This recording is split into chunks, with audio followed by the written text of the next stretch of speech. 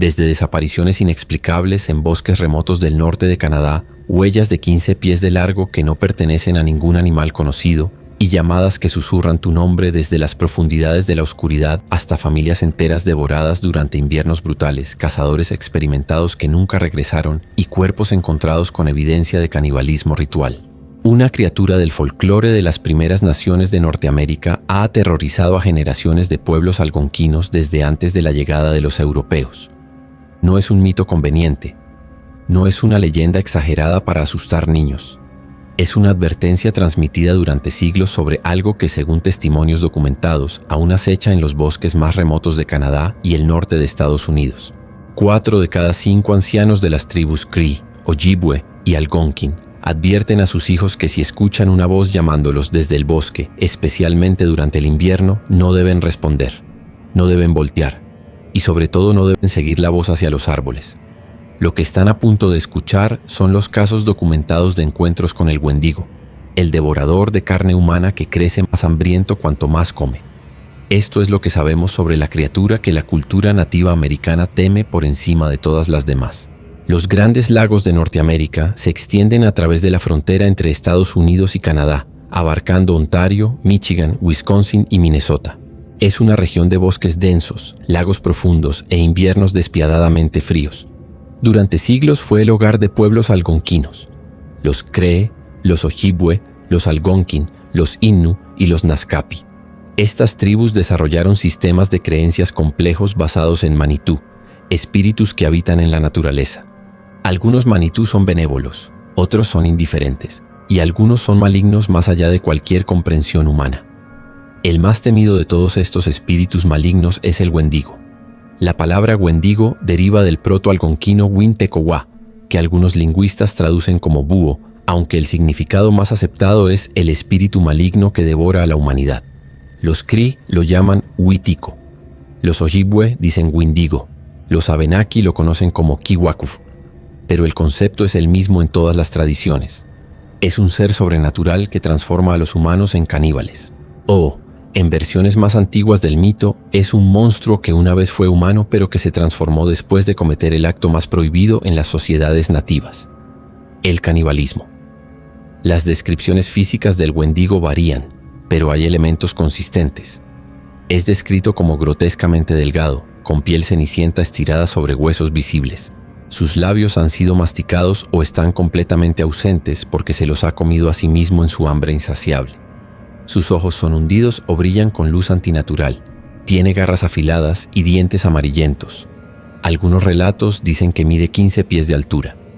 Otros afirman que crece proporcionalmente más grande cuanto más carne humana consume. Nunca está satisfecho. Nunca está lleno. Cuanto más come, más hambriento se vuelve. Y lo más aterrador, tiene la capacidad de poseer mentes humanas. Cuando un Wendigo te posee, comienzas a experimentar un hambre antinatural, una obsesión con carne humana, paranoia, aislamiento y eventualmente la transformación completa en un Wendigo tú mismo. Este fenómeno fue tan documentado que los psiquiatras occidentales del siglo XX lo clasificaron como psicosis Wendigo, un síndrome cultural caracterizado por deseos caníbales, depresión severa y violencia extrema. Pero para las tribus algonquinas, esto no era una enfermedad mental. Era posesión espiritual, y la única cura era la muerte. El primer registro escrito de un encuentro con el Wendigo aparece en 1661 en The Jesuit Relations and Allied Documents, un conjunto de informes de misioneros jesuitas franceses que vivían entre las tribus Cree en lo que ahora es Quebec. El padre Paul Lejeune describió un incidente perturbador. Varios hombres Cree habían sido poseídos por una enfermedad desconocida para nosotros que los hacía tan hambrientos de carne humana que tuvieron que ser ejecutados para detener su locura.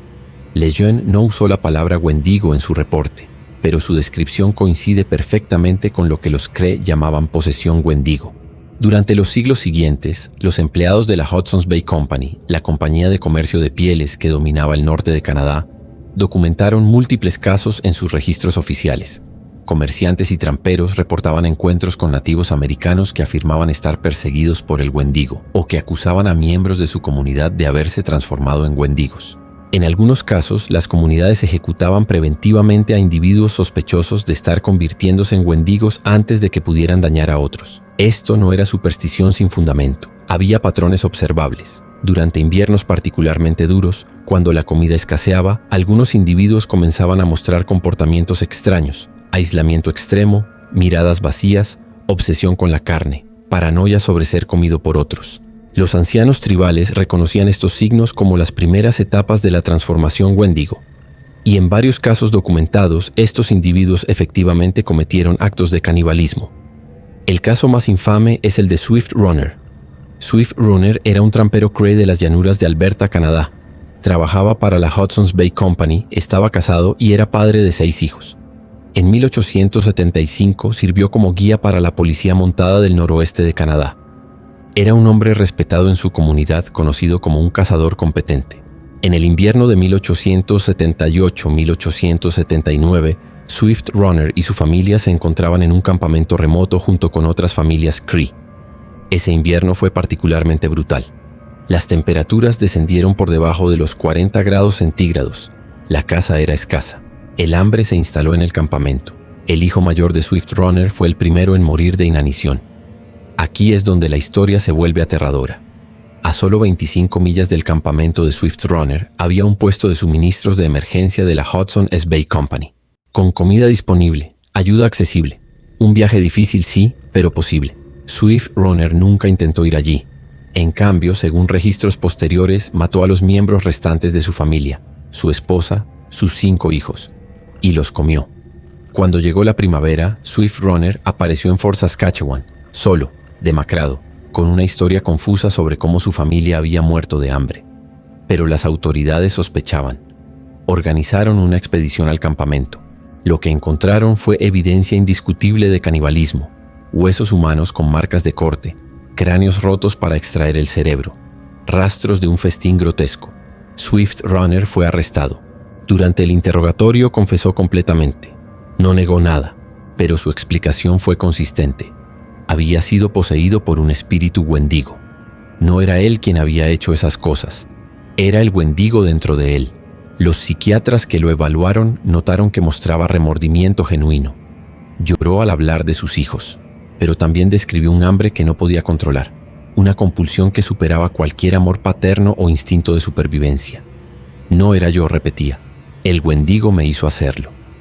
En agosto de 1879, Swift Runner fue juzgado y condenado. Fue la primera ejecución legal en Alberta. Fue ahorcado en Fort Saskatchewan. Pero su caso estableció un precedente. Durante las siguientes décadas, múltiples casos similares aparecieron en los registros canadienses. Individuos, generalmente durante inviernos severos, que mataban y devoraban a miembros de su familia o comunidad, afirmando estar poseídos por el wendigo. El patrón era consistente: aislamiento, hambre extrema, cambio de personalidad, violencia caníbal. Los psiquiatras occidentales lo llamaron psicosis wendigo. Las tribus nativas lo llamaron exactamente lo que siempre había sido: posesión. Otro caso documentado es el de Jack Fiddler. Jack Fiddler era un líder espiritual Cree, nacido alrededor de 1820. Durante su vida afirmó haber matado a 14 wendigos. No monstruos físicos, sino personas que habían sido poseídas por el espíritu wendigo y que representaban un peligro mortal para sus comunidades. En la cultura Cree, los líderes espirituales tenían la responsabilidad de proteger a su pueblo de amenazas sobrenaturales. Si alguien mostraba signos de transformación wendigo, había 2 opciones: intentar un ritual de curación, o, si eso fallaba, ejecutar a la persona antes de que pudiera matar a otros. Fiddler afirmaba haber hecho ambas cosas durante décadas.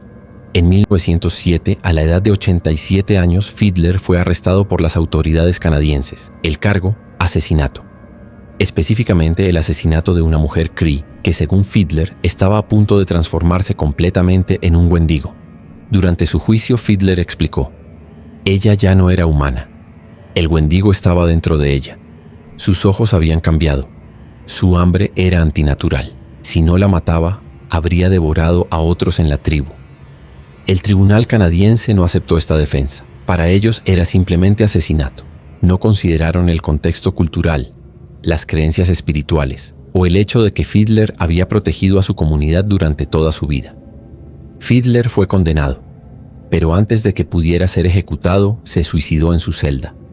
Su hermano Joseph Fiedler, quien había sido arrestado junto con él como cómplice, fue sentenciado a cadena perpetua.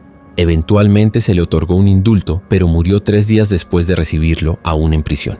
El caso de los hermanos Fiedler generó controversia internacional. Antropólogos y activistas argumentaron que las autoridades canadienses habían criminalizado prácticas culturales sin entender su contexto. Las tribus nativas argumentaron que Fiedler había hecho exactamente lo que su rol espiritual requería. Pero para el gobierno canadiense, las ejecuciones de supuestos wendigos eran asesinatos, sin importar la justificación cultural. Después del caso Fiedler, los reportes de ejecuciones wendigo disminuyeron drásticamente. No porque el fenómeno dejara de ocurrir, sino porque las comunidades nativas aprendieron a manejar estos casos en privado, lejos de las autoridades occidentales. Los avistamientos del wendigo como criatura física, no solo como espíritu posesivo, también están documentados. Desde finales del siglo XIX hasta la década de 1920, múltiples testigos en Roseau, Minnesota, reportaron haber visto una criatura enorme en los bosques. Los describieron como un humanoide de más de 10 pies de altura, extremadamente delgado, con piel grisácea y ojos que brillaban en la oscuridad. Los rastreadores encontraron huellas masivas que no correspondían a ningún animal conocido. Las huellas medían aproximadamente 15 pulgadas de largo y mostraban dedos largos con garras. Los Ojibwe locales identificaron inmediatamente las huellas como pertenecientes a un wendigo físico. Advirtieron a los colonos blancos que se mantuvieran alejados de ciertas áreas del bosque, especialmente durante el invierno. Varios cazadores que ignoraron estas advertencias desaparecieron. Algunos fueron encontrados semanas después, o lo que quedaba de ellos, huesos dispersos, con evidencia de haber sido roídos por algo con dientes extremadamente poderosos. En el norte de Ontario, cerca de Kenora, los avistamientos continuaron hasta bien entrada la década de 1950. Tramperos y madereros reportaban regularmente haber visto figuras enormes moviéndose entre los árboles. Siempre desde lejos, siempre en invierno, siempre acompañadas de una sensación de terror paralizante. Un trampero llamado George Thompson dio un testimonio detallado en 1952. Estaba revisando sus trampas en un área remota cuando escuchó su nombre siendo susurrado desde el bosque. George, George. La voz sonaba como su hermano muerto. Reconocía perfectamente el timbre, la inflexión, pero su hermano había muerto 3 años antes. Thompson sabía las historias. Sabía que el wendigo llama a sus víctimas usando voces de seres queridos. En lugar de seguir la voz, huyó. Corrió de regreso a su campamento, empacó todo y abandonó el área inmediatamente. Semanas después, otro trampero desapareció en esa misma zona. Su cuerpo nunca fue encontrado. La pregunta que los investigadores occidentales hacen es, ¿qué explica el fenómeno wendigo? Hay varias teorías. La primera es que el wendigo es una alegoría cultural, una historia diseñada para reforzar tabúes contra el canibalismo y advertir sobre los peligros del egoísmo extremo y el aislamiento durante inviernos brutales. En sociedades donde la supervivencia dependía de la cooperación comunal y el compartir recursos, el individuo que acaparaba comida o que priorizaba su propia supervivencia sobre la del grupo representaba una amenaza existencial. El wendigo, entonces, es la personificación de ese comportamiento antisocial. Es lo que te conviertes cuando eliges tu propio hambre sobre la humanidad de otros. Esta interpretación tiene mérito.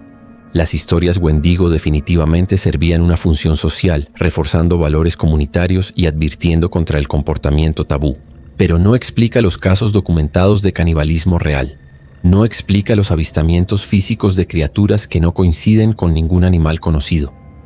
La segunda teoría es médica. Psicosis wendigo fue diagnosticada por psiquiatras occidentales como un trastorno mental cultural. Los síntomas incluían paranoia, depresión severa, deseos caníbales y violencia. Algunos investigadores modernos sugieren que lo que se diagnosticaba como psicosis wendigo podría haber sido en realidad una combinación de desnutrición severa, hipotermia, deficiencias vitamínicas, especialmente B12, y condiciones psiquiátricas como esquizofrenia o trastorno bipolar interpretadas a través de una lente cultural. La deficiencia severa de proteínas puede causar delirios. La hipotermia puede provocar comportamientos irracionales. La desnutrición prolongada afecta el juicio y puede generar obsesiones con comida. Pero esta teoría tampoco es completamente satisfactoria. No todos los casos de posesión wendigo ocurrieron durante hambrunas. No todos los individuos afectados estaban desnutridos. y los patrones de comportamiento eran demasiado específicos y consistentes para ser solo psicosis aleatoria. La tercera teoría, sostenida principalmente por investigadores de fenómenos paranormales y algunos antropólogos, es que hay algo genuinamente inexplicable en los bosques del norte de Canadá. Algo que las tribus nativas identificaron correctamente hace siglos. Ya sea una criatura críptica aún no documentada por la ciencia, una entidad espiritual o un fenómeno que no encaja en nuestro marco de comprensión actual, el Wendigo podría representar algo real que simplemente no hemos logrado explicar adecuadamente. Los defensores de esta teoría señalan la consistencia de los reportes a través de diferentes tribus que no tenían contacto entre sí. Señalan las huellas físicas, los avistamientos de múltiples testigos, la sensación específica de terror que acompaña a los encuentros. El investigador paranormal Chad Lewis pasó años recopilando testimonios sobre el Wendigo para su libro Wendigo Lore. Viajó por Canadá y el norte de Estados Unidos, hablando con ancianos tribales, revisando registros históricos y documentando avistamientos modernos. Una de las personas que entrevistó fue una mujer de Minnesota cuyo padre le había advertido cuando era niña: si alguna vez escuchas una tetera golpeando en el bosque, corre. El Wendigo está viniendo. Décadas después, ella aún recordaba esa advertencia con terror visceral. Lewis también documentó un patrón inquietante. Muchas personas que reportaban haber escuchado su nombre siendo llamado desde el bosque describían la experiencia de manera casi idéntica. La voz sonaba familiar, como un ser querido. El impulso de seguirla era casi irresistible. Y aquellos que resistieron y huyeron reportaron sentir que algo los perseguía, aunque nunca vieron qué era. Lewis concluyó: el Wendigo es quizás la leyenda de monstruo folclórico más antigua de Norteamérica y, paradójicamente, una de las menos conocidas hoy en día. Es menos conocida porque las tribus que originaron las historias han sido sistemáticamente marginadas. Sus tradiciones orales fueron suprimidas. Sus sistemas de creencias fueron desacreditados como superstición primitiva. Pero para las comunidades nativas que aún viven en regiones remotas del norte de Canadá, el Wendigo no es historia antigua, es una amenaza presente. En años recientes, algunos académicos nativos han reinterpretado el Wendigo como una metáfora del colonialismo y el capitalismo depredador. El Dr. Jack D. Forbes, un académico nativo americano, escribió en su libro Columbus and Other Cannibals que el Wendigo representa la enfermedad de la explotación, el imperialismo y el terrorismo. Argumentó que el comportamiento del Wendigo, consumir sin cesar, crecer más hambriento cuanto más devora, es una descripción perfecta del capitalismo occidental. Los ricos y explotadores literalmente consumen las vidas de aquellos que explotan, escribió Forbes. Eso es verdadero y literal canibalismo. Esta reinterpretación moderna del Wendigo como símbolo de codicia institucional y destrucción ambiental resuena con muchas comunidades nativas que han visto sus tierras devastadas y sus recursos explotados sin límite. El Wendigo en este contexto no es solo un monstruo en el bosque, es el sistema que consume ecosistemas, que devora culturas, que nunca está satisfecho sin importar cuánto destruya. Es una lectura poderosa del mito, pero no necesariamente contradice las interpretaciones anteriores. El Wendigo siempre ha sido sobreconsumo descontrolado, codicia que se transforma en monstruosidad, el hambre que nunca se sacia. Ya sea literal o metafórico, el mensaje es el mismo. Hay fuerzas en este mundo que consumen sin cesar, que crecen más peligrosas cuanto más poder acumulan, y que deben ser reconocidas y enfrentadas antes de que devoren todo. Los avistamientos modernos del Wendigo continúan, aunque son menos publicitados que en décadas anteriores. En 2019, varios excursionistas en el Parque Provincial de Algonquin, en Ontario, reportaron haber escuchado gritos inhumanos desde el bosque durante la noche. Los guardabosques inicialmente pensaron que eran coyotes o lobos, pero las grabaciones de audio no coincidían con ningún animal conocido. Los Ojibwe locales identificaron los sonidos inmediatamente como llamadas Wendigo. En 2021, un grupo de cazadores en el norte de Manitoba encontró huellas masivas en nieve fresca. Las huellas medían aproximadamente 16 pulgadas de largo, mostraban 5 dedos con garras, y la zancada era de casi 6 pies entre cada huella, sugiriendo una criatura de tamaño enorme.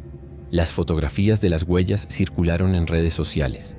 Biólogos no pudieron identificar a qué animal pertenecían. Los patrones no coincidían con osos, alces o cualquier otra fauna conocida de la región. Y en áreas remotas, donde el contacto con el mundo exterior es limitado, las tribus aún realizan ceremonias de protección contra el Wendigo. Aún enseñan a sus hijos las señales de advertencia. Aún cuentan las historias, porque para ellos el Wendigo nunca dejó de ser real.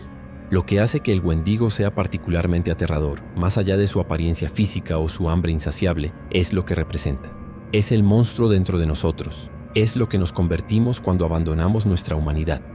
Cuando el hambre, literal o metafórica, supera todo lo demás.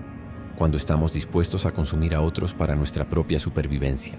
En las duras condiciones del norte de Canadá, donde los inviernos podían durar 8 meses y la comida era escasa, el Wendigo era un recordatorio constante. Mantenerse humano requiere esfuerzo. Requiere comunidad. Requiere compartir incluso cuando tienes poco. Requiere resistir los impulsos más oscuros. Porque una vez que cruzas esa línea, una vez que pones tu hambre por encima de la vida de otros, ya no eres humano, eres Wendigo. Y el Wendigo nunca está satisfecho, nunca encuentra paz. Vaga eternamente por los bosques helados, cada vez más hambriento, cada vez más monstruoso, cada vez más alejado de lo que alguna vez fue. Es una existencia de sufrimiento eterno, impulsado solo por un hambre que nunca puede ser saciada. Los bosques del norte de Canadá son vastos, millones de acres de territorio salvaje, la mayoría sin mapear, sin carreteras, sin presencia humana permanente. Es fácil perderse allí, fácil desaparecer. Cada año excursionistas, cazadores y exploradores desaparecen en estos bosques. Algunos son encontrados eventualmente, víctimas de hipotermia o accidentes. Otros nunca son encontrados. Simplemente se desvanecen. Las autoridades atribuyen estas desapariciones a causas naturales. Terreno peligroso, clima extremo, vida salvaje. Pero las comunidades nativas que viven en los bordes de estos bosques tienen otra explicación. El Wendigo. Cuando alguien desaparece sin dejar rastro, cuando los rastreadores no pueden encontrar ninguna evidencia de qué les sucedió, cuando incluso los perros de búsqueda se rehúsan a seguir ciertas pistas, los ancianos saben. El Wendigo los tomó. Y en las noches frías de invierno, cuando el viento aúlla a través de los árboles y la nieve cae en silencio total, las personas que viven cerca de estos bosques aún escuchan cosas. Llamadas, voces, sus nombres siendo susurrados desde la oscuridad, y saben mejor qué responder, porque hay algo en el bosque, algo que ha estado allí durante siglos, algo que aún tiene hambre. Y si escuchas tu nombre siendo llamado desde entre los árboles, si ves huellas que no deberían existir, si sientes un terror inexplicable que te hace querer huir, confía en ese instinto, porque el Wendigo crece más grande cuanto más come, y siempre está buscando su próxima comida.